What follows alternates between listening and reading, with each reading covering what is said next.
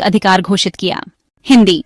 कुछ विद्वान मानते हैं कि न्यायाधीशों को विधायन नहीं करना चाहिए क्योंकि यह लोकतांत्रिक सिद्धांतों के विरुद्ध है। English. Critics argue that judicial legislation violates the principle of separation of powers since lawmaking is the exclusive function of the legislature. विचारकों की राय, thinkers views, जेरमी बेंथम।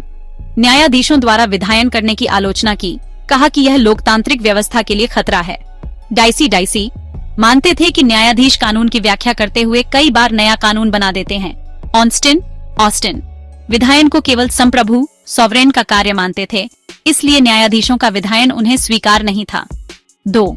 न्यायिक विधायन और विधायिका के बीच संतुलन, balance between judiciary and legislature.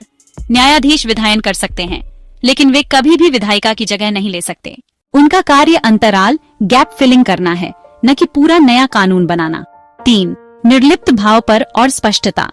निर्लिप्त भाव का अर्थ यह भी है कि न्यायाधीश को किसी राजनीतिक दल, धार्मिक विचार, जातीय सोच या व्यक्तिगत हित से प्रेरित नहीं होना चाहिए। उन्हें केवल संविधान, न्याय और विधिक परंपराओं के आधार पर निर्णय करना चाहिए। 4. आधुनिक भारतीय संदर्भ, अपडेटेड विजन।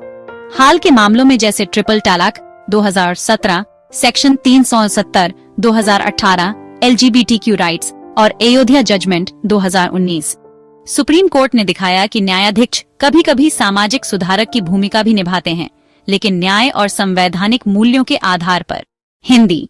परंतु जब विधायिका विफल हो या मौन हो, तो न्यायाधीशों का दायित्व बन जाता है कि वे समाज और न्याय के हित में नियम गढ़ें।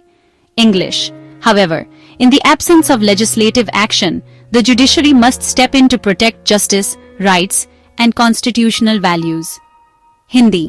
निष्कर्षतः न्यायाधीश कभी-कभी विधायन करते हैं, लेकिन उन्हें यह कार्य निर्लिप्त, निष्पक्ष और विधिक सिद्धांतों पर आधारित रहकर करना चाहिए।